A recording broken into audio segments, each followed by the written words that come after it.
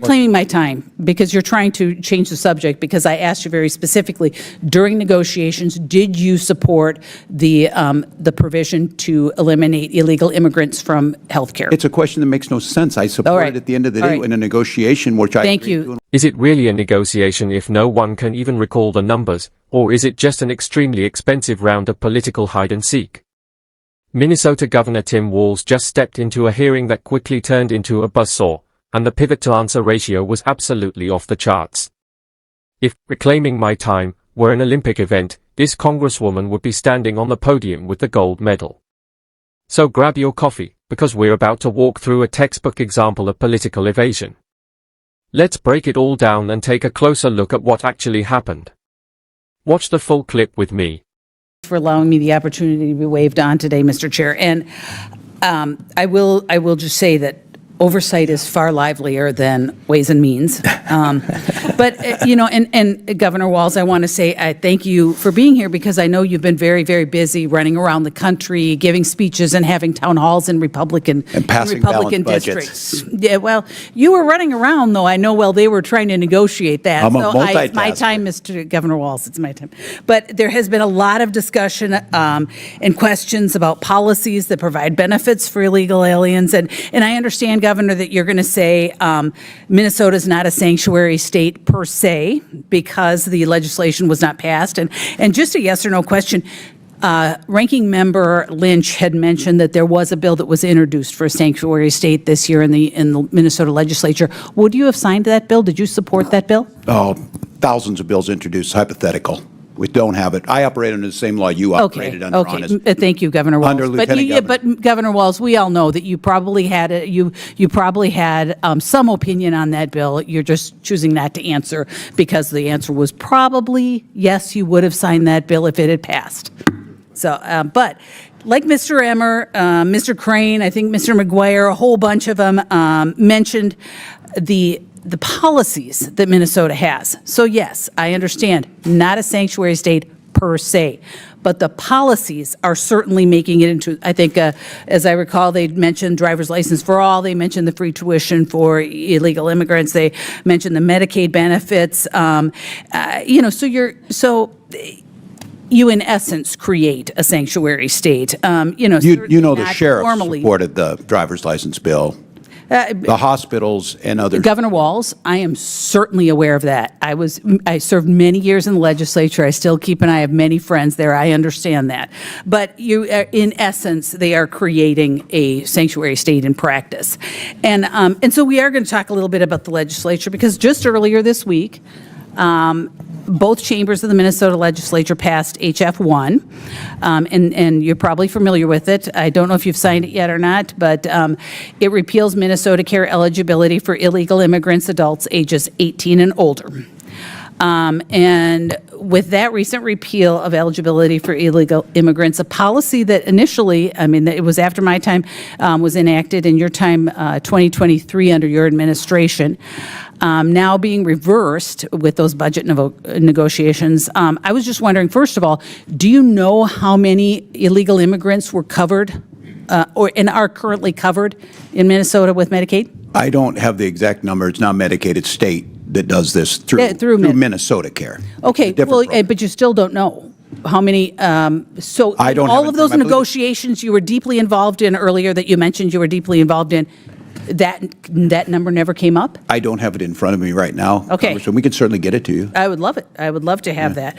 But do you support, I mean, I understand, did you support that provision that removing the illegal immigrants? I will sign it into law. No, did you support it during the negotiations? Do I support it? I'm going to sign the bill. But there's negotiations. So I guess what I'm We're very good at it. That's why we have a balanced budget. You didn't And so I negotiated with the Republicans. Do I think it makes sense? Look, you know, Congresswoman, that federal law requires us to provide health care to people when they show up in emergency rooms. That's why the hospitals have uncompensated care. Reclaiming my time, because you're trying to change the subject, because I asked you very specifically, during negotiations, did you support the provision to eliminate illegal immigrants from health care? It's a question that makes no sense. I support it at the end of the day in a negotiation, which I agree to and will sign it. Thank you, Governor. I mean, you were here in Congress. You understand what reclaiming your time means. Yeah, you understand that. But I guess I will move on because, you know, there was concerns about SNAP provisions being cut and all kinds of, but you supported that. I mean, you supported that over the over government, over the health care to illegal immigrants. I guess I'm confused about, because you had other cuts you had to make. So what did you, all of the things that you guys have been talking about with law enforcement, education, school breakfast and lunch, did you cut that during the budget negotiations this year? Because my understanding is you had quite a deficit. We don't. We have a budget surplus, as you know, Congresswoman. Well, long term, but you had to make cuts this year. We had a balanced budget. It's something we can help you all with. We have a balanced budget we agreed on. We left $1.9 billion on the bottom line for this biennium, and even But your structural budget, you had to make cuts. Was reduced by 50%. You had to make cuts. Or no, you didn't make any cuts. We balanced a budget. We moved and we invested. All right, Governor, I'm going to move on because I have one more thing and I'm running out of time, because I really do want to talk about, you had mentioned civility, or someone had mentioned civility. There was a discussion earlier about civility, but Mr. Fallon had mentioned how you had said, you know, you want to kick Republican ass. You've mentioned bullying. There's another one where you're going to bully the SHIT out of President Trump. There's all kinds of things. And then you had a discussion about civility. And I'm embarrassed because you say you're an educator and you're the governor of my state that I'm supposed to be proud of. And this is the kind of garbage, the example you're setting for our children, that you're telling people to bully each other. And I try very hard not to say those kinds of things because I understand that it is meaningful. When you hold a position like this, you should not be saying things like that. But you support the president's language? Hey, gentleladies. The president is not in front of me right now, Governor. Gentleladies, time's expired. He should be. Chair recognizes the ranking member for unanimous consent. Thank you, Mr. Chairman. I have here a statement from the distinguished Representative Betty McCollum from Minnesota that notes that Minnesota. The hearing kicks off with a sharp question, no warm-up, straight to the point, sanctuary policy. The Congresswoman asks a simple yes or no, would you sign a sanctuary state bill? Governor Walz responds with the classic, there are thousands of bills out there, defense. It's a bit like a chef calling a kitchen fire a thermal event. Governor, we can all see the smoke. He frames it as a hypothetical, even though the North Star Act has been at the center of protests in Minnesota for nearly a year. Then the conversation shifts to healthcare numbers. She asks how many undocumented immigrants are currently covered under state-funded care. Suddenly, Walz develops the memory of a goldfish in a marble bowl. He says he doesn't have the number. Think about that for a second. This is the governor who just wrapped up a major budget negotiation involving those very funds, yet the headcount is somehow a mystery. That's like a pilot saying the plane is landing, but he's not sure how many wheels are still attached. The real tension arrives around the middle of the exchange, when the spin cycle really kicks in.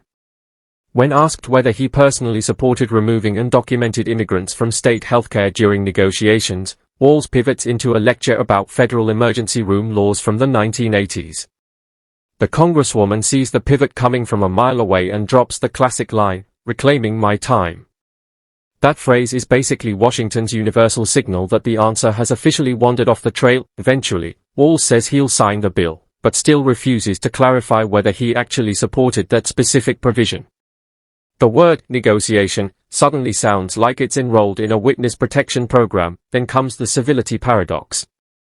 Walz, the educator, gets confronted with his own past, kick-ass Republican, quotes while trying to play the role of tone police. The problem is, you can't really be the calm, kindly Midwestern teacher and the political street fighter in the same moment without giving the audience a bit of whiplash. The Congresswoman never needed to raise her voice. She simply held up a mirror, And the reflection turned out to be pretty uncomfortable. By the end of the hearing, the real issue didn't look like a budget deficit. It looked more like a transparency deficit. If these policies truly represent the moral high ground, why is it so difficult to defend them without a script?